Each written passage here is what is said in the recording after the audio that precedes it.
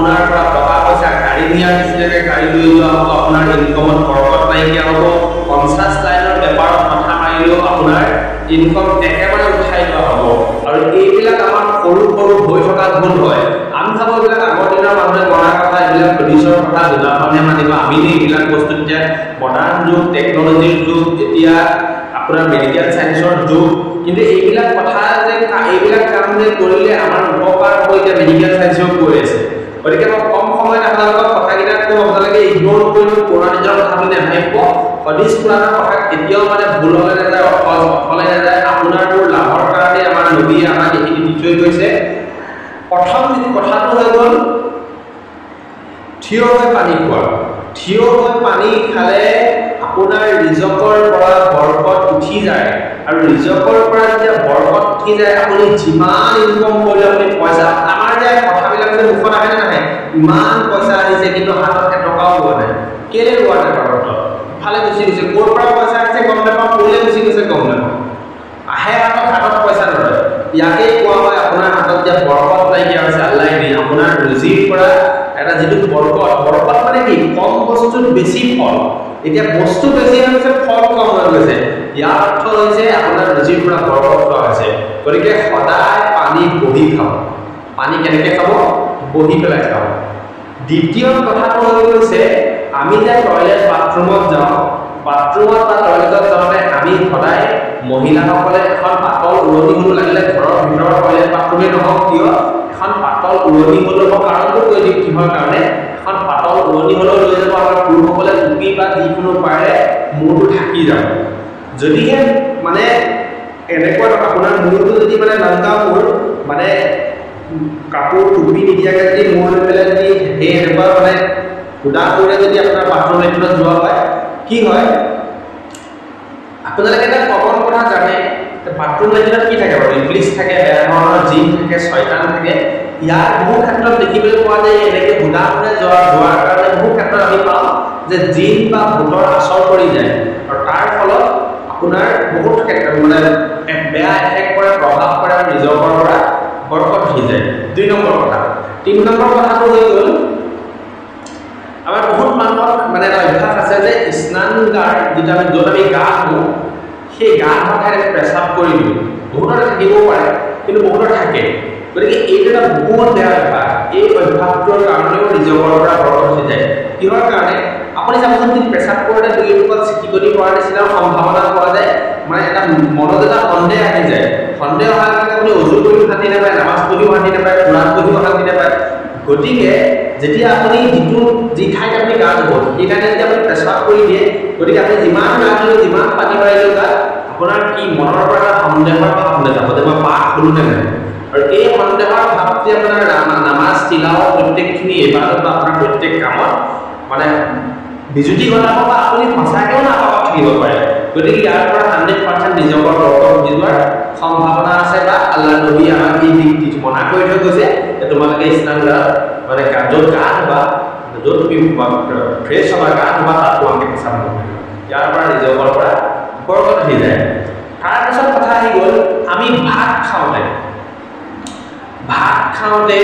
বা যিকোনো খানা খাওঁতে আমি মূৰটো সুদা মুখ কৰি ৰাখিব নালাগে। টুপি এটা হওক, মহিলা আমাৰ আপুনিসকলে কাপোৰ এখনি হওক, মোৰ লাগিলে ঘৰত নিজৰ মানুহজনৰ ওচৰতে বা নিজৰ ল'ৰা ছোৱালীকেইটাৰ লগতে কিয় ভাত নাখাওঁ, মূৰত এখন কাপোৰ ৰাখিব লাগে।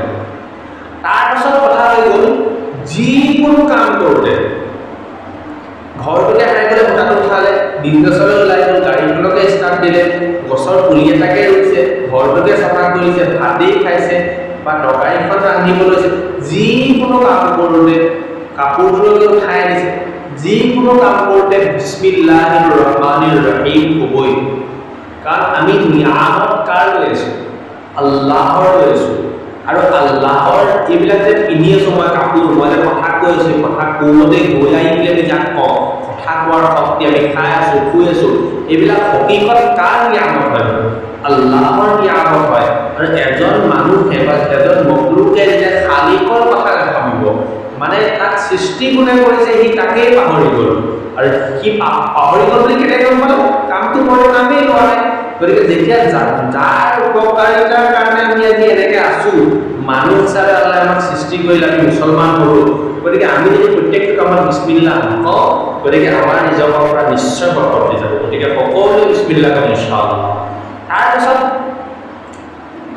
এইটো বহুত গুৰুত্বপূৰ্ণ এটা কথা আপোনালোকক পইণ্ট কৈছোঁ আৰু নেক্সট পইণ্টটো হৈছে আপোনালোকৰ এই যে আমি সদকা দিবলৈ বেয়া পাওঁ কোনোবাই যে আমাক হাত আগবঢ়ালে যে আমি যে দুটকা এটা দিবলৈ বেয়া পাওঁ বিশেষকৈ এইবিলাক আপোনালোকে গম পায় মছজিদ মাদ্ৰাছাৰ পৰা জাকাত ফিতৰা যিবিলাক বিচাৰি আহে আমি এই বস্তুটো দিবলৈ টান পাওঁ বা এনেও কোনোবাই যে কিবা এটা মানে সহায় বিচাৰি আহে বহুত বেমাৰী আহে কেঞ্চাৰ ৰোগ ইত্যাদি ইত্যাদি ৰোগ বা ল'ৰা ছোৱালী পঢ়া খৰচ মানে কি কোনোবাই যে হাতখন মোক বহি থাকোঁতে শিক্ষকে মোক কৈছিলে তুমি তোমাৰ হাতখন সদায় এনেকৈ ৰাখিবা আৰু যাৰ হাত এনেকৈ ওপৰতে থাকে সদায় এনেকৈ থাকে যে কেতিয়াও তল নহয় গতিকে সদায় কি কৰিব চেষ্টা কৰিব লাগিব আমি যাতে কোনোবাই কিবা এটা খুজিলে আমি না নকওঁ পৰাপক্ষত তাৰপিছত এটা মুখ্য বিষয় হৈ গৈছে যে মেহমান আহিলে আমি বেয়া পাওঁ বৰ্তমান সময়ত মেহমান আহিলে আলহী আহিলে আমাৰ ঘৰত আমি বেয়া পাওঁ কিন্তু এটা বহুত বেয়া কৰিলোঁ আমি মানে মানুহ চাই পেলাই মানে কোৱালিটি চাই পেলাই বা মানে বেকগ্ৰাউণ্ড চাই যে কেনেকুৱা হয় ফাইনেন্সিয়েলি টকা পইচা সমাজ মানে কেনেকুৱা মানুহৰ হয় সেই বস্তুটো চাই পেলাই আমি বৰ্তমান সময়ত মানুহক আদৰ কৰোঁ কিন্তু যিকোনো মেহমান আহিলে যদি মেহমান হয় সেই মেহমান এখনত খাবলৈ দিবলৈ একো নাই কমচে কম মুখৰ মাতষাৰ দি ভালকৈ ভুকিবলৈ দিব লাগে এইটো কোৱালিটি থাকিব লাগে এইটো নাথাকিলেও আল্লাহে আপোনাৰ পৰা ৰিজক উঠাই লৈ যাব বা ৰিজকৰ বৰকত যি থাকে সেই বৰকতটো উঠাই নিয়ে আৰু ক'বলগীয়া বহুত বিষয় আছে মই মানে বিশেষ দীঘলীয়া হৈ কম সময়তে বেছি কথা ক'ম বুলি মানে নিয়োগ কৰিছোঁ আল্লাহে তৌফিক দিয়ক তাৰপিছত এটা মুখ্য বিষয় আপোনালোকৰ থাকি গ'ল আমি এটা বৰ মানে কমন ভুল কৰি দিওঁ এইখিনিও এটা কমন ভুলেই হয় কিন্তু এইটো এটা কমন ভুল কমন মানে কেনেকুৱা ভুল আমি ভাবোঁ বহুত ভাল কাম কৰি আছোঁ কিন্তু কামটো ভাল যদিও মানে প্ৰতিটো সময়তে সেই কামটো ভাল নহয় সেইটো হৈছে আমাৰ ল'ৰা ছোৱালীবিলাকক আমি অনবৰতে গালি পাৰি থাকোঁ এইটো কিন্তু এটা বহুত বেয়া কোৱালিটি হয় বহুত বেয়া গুণ হয় এই গুণটোৰ পৰা ৰিজকৰ বৰকতটো একদম উঠি যায় আৰু বাপ বাপেকৰ দোৱা হওক বদোৱা হওক ল'ৰা ছোৱালীৰ কাৰণে ঠিক কবুল হৈ যায় আৰু কিছুমান এনেকুৱা সময় থাকে দিনটোৰ ৰাতিটোৰ ভিতৰত পটককৈ কবুল হৈ যায় কিবা এটা কৰি দিয়াৰ লগে লগে গতিকে অনবৰতে গালি পাৰি পেলাই বা বদোৱা দি থকা এইটো বহুত বেয়া এটা গুণ হয় গতিকে মই অভিভাৱক গাৰ্জেন তথা পেৰেণ্টছসকলক মই কওঁ কিবা বেয়া হেৰি দেখিলে জোচাত মাৰি দিব পৰা বিশেষ সময়ত ভালদৰে বুজাই দিব বা কিবা এটা টান দিও কৰিব কিন্তু অনবৰতে যে বকি থকা যে কৰি থকা যে ছিষ্টেম আমাৰ বিশেষকৈ মাসকলৰ থাকে গতিকে মই আৰজ কৰিম এইটো হদিছৰ খিলাফ কাম আপোনালোকে এই কামটো নকৰিব অনবৰতে বকি থকাটো একদম শুদ্ধ কাম নহয় তাৰপিছত এটা একদম বেপৰৱানী কাম আছে এইটো বাৰু প্ৰত্যেকৰ নাথাকে কিন্তু যাৰ যাৰ থাকে এইটো বহুত বেয়া এটা অভ্যাস যি মানুহে মাগৰিবৰ সময়ত শুৱে যদি মাগৰিবৰ সময়ত যিখন ঘৰত কোনো মানুহে শুই থাকিব সেই ঘৰখনৰ পৰা অট'মেটিক বৰকত দি যায় ৰিজকৰ বৰকত দি যায় গতিকে মাগৰিবৰ সময়ত কোনো কাৰণত নহ'ব আৰু এইটো একদম আগত কোনো আগত এইটো মানে আগত প্ৰায় কিন্তু মাগৰিবৰ পৰা ইচ্ছা লাগে হোৱা ইচ্ছা নামাজ নপঢ়ালৈকে বিচনাত নাযাব আৰু কিবা বেমাৰ আছে কোনোবা কাৰণবশতঃ হ'বলগীয়া আছে এটা বেলেগ কথা কিন্তু এনেই এইটো যে কিছুমানে হেবিট বনালে যে গধূলি আমাকে বাজাৰত হ'বলৈ লয় এইটো বহুত বেয়া এইটো এটা কেতিয়াও লাগে তাৰপাছত ফজৰ পাঠ আমাৰ ফজৰৰ সময়ত যি হোৱা এটা অভ্যাস বহুত মানে ফজৰ নামাজ পঢ়ে কিন্তু নামাজ পঢ়ি আহি শুই দিয়ে ফজৰ নামাজ যে পঢ়িবলৈ দিব বেলি ওলাই ইছলামৰ সময় নোযোৱালৈকে সম্পূৰ্ণ সেইটো সময়ত কি হয় গম পাই নাই আপোনালোকে সেইটো সময়ত ফৰিস্তা আহে ৰিজক বিলায় খাদ্য বিলায় কাৰ কিমান মানে আল্লাহ আজি দিনটোৰ কাৰণে কাৰ ভাগত কিমানকৈ কাৰ কোন ঘৰত কি পেলাইছে ইয়াৰে এটা বিশেষ কাৰণ আছিলে পাহাৰ অঞ্চলত আমাৰ মানে ভূমি যিটো আমাৰ ভৈয়াম অঞ্চলতকৈ পাহাৰ অঞ্চলত যে বহুত বস্তু আমি বেছিকৈ ফলা ফুলা বেছি ফলদায়ক পাওঁ ইয়াৰ এটা বিশেষ কাৰণ কাৰণ পাহাৰ অঞ্চলটো মুকলি হৈ থাকে আৰু ভৈয়াম অঞ্চলটো আপোনাৰ বন্ধ হৈ থাকে ফজৰৰ সময়ৰ কথা কৈছোঁ ফজৰৰ সময়ত যে বন্ধ হৈ থাকে তাৰ কাৰণেই ৰিজকৰ বৰকতটো উঠি যায় ফজৰ নামাজ পঢ়ি পেলাই শুই দিয়াটো বহুত বেয়া লাগে ফজৰ নামাজ পঢ়িলেও শুই দিব লাগে ঠিকে আছে তাৰপাছত আপোনাক মই এটা কথা কৈ দিওঁ এইটো যিটো বিষয় কওঁ এইটো হয়তো সহজতে পটককৈ আমলত নাহিব কিন্তু আপুনি আমলত আনিবই লাগিব সেইটো হৈছে 5 ওয়াক্ত নামাজ এইটো মই প্ৰথমতে ক'লোহেঁতেন এইটো প্ৰথমত কৈ দিয়া হ'লে ভিডিঅ'টো আপোনালোকে হয়তো নাচালে গতিকে শেষত কৈছোঁ মই যি মানুহৰ জীৱনত নামাজ নাই সেই মানুহে কি বৰফৰ আশা কৰিব, কি ৰহমতৰ আশা কৰিব, কি শান্তিৰ আশা কৰিব। গতিকে একো বহুত নোৱাৰিলেও কমচে কম 5 সপ্তাহ আপুনি তাহাজ্জুদ কৰিব পৰা নাই, নফল কৰিব পৰা নাই, কিবা এবাদত কৰিব পৰা নাই, পোৱা নাই। আপুনি য'তেই থাকে পুৰুষসকলে আমাৰ বেমাৰ ওলাই যায়, বিঞ্চত ওলাই যায়, দোকান থাকে, মছজিদত যাব নোৱাৰিলে এটলিষ্ট যিটো সময় মানে নোৱাৰে ঘৰতে বহিব, যিটো সময় পাৰে মছজিদত যাব, মা ভনীসকলেতো ঘৰত থাকে ঘৰতে বহিব, কিন্তু নামাজ আদা কৰে। আৰু সম্পূৰ্ণৰূপে যেতিয়া নামাজৰ ওপৰত মোৰো আহত আহিলে মোৰ কাৰণেও দোৱা কৰিব, ক'ব আল্লাহ আমিন। গতিকে কথাটো হৈ গ'ল যে নামাজ যাৰ জীৱনত নাই তাৰ জীৱনত একোৱেই নাই। বৰকত ক'ৰ পৰা আহিব? চব উৰি যাব।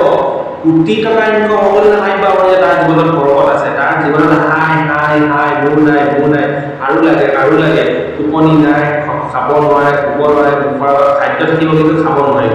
ইয়াকে কোৱা হয় বৰকত উঠি গ'ল। গতিকে আল্লাহে আপোনাক মোক আমলৰ অধিক এইটোহে আচল বস্তু। মই কৈ দিছোঁ, আপোনালোকে শুনি লৈছে, কোনোবাই শুনি ভাল পাইছে, কোনোবাই ইমান এটা ভালো পোৱা নাই কথাবোৰ, সেইটো এটা বেলেগ এটা বস্তু। কিন্তু কথাখিনি যে কি কৈছোঁ, সেই কথাখিনিৰ ওপৰত আমলত অনাটো, কাৰ্যত পৰিণত কৰা, সেইটো বহুত ডাঙৰ এটা বিষয়। আমাৰ মুছলমান সমাজৰ যে বৰ্তমান সময়ত আটাইতকৈ ডাঙৰ কমজুৰিয়ে যে আমি কম বহুত, মনো বহুত, আমাৰ টাৰ্গেটো বহুত, প্লানিঙো বহুত, কিন্তু আমল নাই। গতিকে আমল আনিবলৈ আমি চেষ্টা কৰিব লাগিব। তাৰপিছত যদি কোনো মানুহে বিনা, এইটো ইমান কমন কোনো নকৰে ইনশাআল্লাহ, মই ভাবোঁ বিনা বস্তুৱে যদি কোনো মানুহে মানে কোৰাণ চুই সেই মানুহৰ জীৱনৰ পৰা বৰকত হৈ যায়, কোনো কাৰণত বিনা বস্তুৱে কোৰাণ চুই। তাৰপিছত এটা অলপ জেনেৰেল, এইটো বাৰু কোৰাণ চোৱাটো বা আপোনাৰ কিছুমান বিষয় ইমান জেনেৰেল নহয়, কিন্তু এই পইণ্টটো অকণমান জেনেৰেল হয়, মানে কমন, মানে চবৰ ভিতৰত পোৱা বস্তু হয়। আমি কিন্তু বস্তুটো পাই নে নাপায় ধৰিব নোৱাৰে। এইটো হৈছে গোচল ফৰ্জ হৈ যোৱাৰ পিছত লগালগ গোচল নকৰি তেনেকৈ থকা, তেনেকৈ ভাত পানী খাই থকা, এইটো কাম কৰি থকা। এইটো বস্তু কিন্তু আল্লাহৰ লানত আহে, আল্লাহৰ গজব আহে, আৰু আপোনাৰ ৰিজকৰ পৰা এই কাৰণটো বৰকত উঠি যাব পাৰে। গতিকে তেতিয়া গোচল ফৰ্জ যে অনতি পলমে যিমান সোনকালে কৰা হয় হাত ধৰি দিব। আপোনালোকে জানে যে কি কাৰণ গোচল ফৰ্জ হয়, এইটো বিষয়ে যদি ক'বলগীয়া বেলেগ এটা ভিডিঅ'ত কওক যে কি কাৰণ মানুহৰ গোচল ফৰ্জ কৰিব পাৰে, ডিটেইল এটা এক্সপ্লেনেশ্যন দি ব্যাখ্যা কৰিম। আজি মই কৈছোঁ যে গোচল ফৰ্জ হৈ যায় লগালগ গাটো ধুই ল'ব, যিমান সোনকালে তাৰ গাত এনেকৈ মানে আপুনি আল্লাহৰ নিয়ামত খানা খাই আছে মানে কি, ভাত খাই আছে, ৰুটি খাই আছে মানে কি, আল্লাহৰ নিয়ামত খাই আছে, আৰু আছে আপুনি নাপাকৰ অৱস্থা। গতিকে নাপাকৰ অৱস্থাত আপুনি কেতিয়াও মানে ৰুচি নাখায়, এইটো ক্ষেত্ৰতো আপোনাৰ বৰকত যাব পাৰে। গতিকে আৰু বহুত যদি ক'বলৈ কিছুমান বস্তু থাকি যায় ক'বলৈ, আল্লাহ তৌফিক দিয়ক, মই আগলৈও গৈ থাকিম, এনেকৈ দোৱা কৰি আল্লাহ আমিন। আসসালামু আলাইকুম ওয়া ৰাহমাতুল্লাহ।